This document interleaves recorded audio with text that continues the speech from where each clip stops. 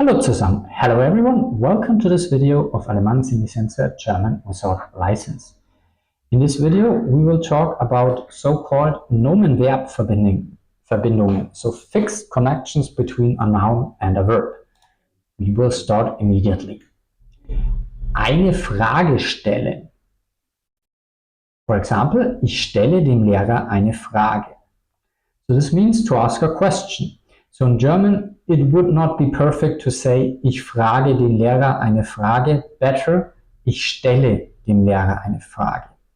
Fixed connections between noun and verb in German means that the noun is carrying the intention of the expression. Okay, so the noun is carrying the meaning of the expression. So the verb stellen means normally to put or to be on your own feet. So that's why it has nothing to do with a physical movement, it's just asking.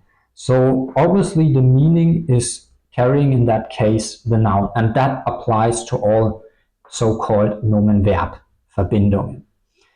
But let's see some other examples. So there are a lot, so you have hundreds of examples in the German language. I have picked out now quite randomly 5 more examples, but you're free to investigate some more examples on your own.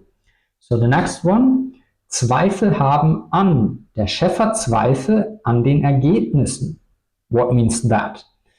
This is the typical in English to have doubts.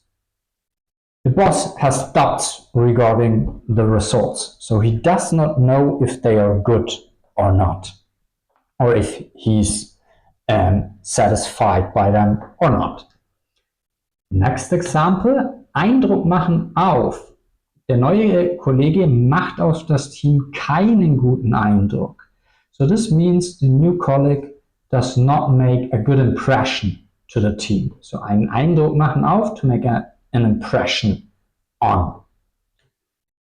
And, afterwards you have an accusative case. Therefore the A, that's why you have the article das.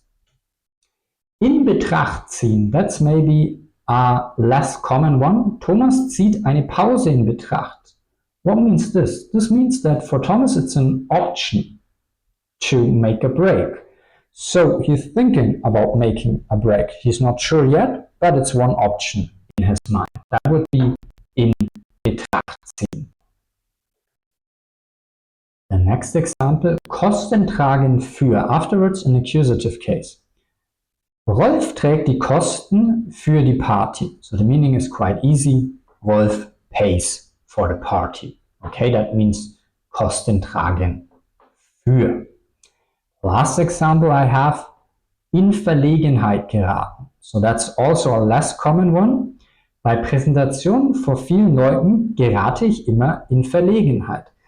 So this means in front of a lot of people, I'm getting nervous. Okay, I'm a little bit shocked. I do not know what to do. So in Verlegenheit geraten means that you are nervous or that you are a little bit paralyzed and do not know what to say, what to do.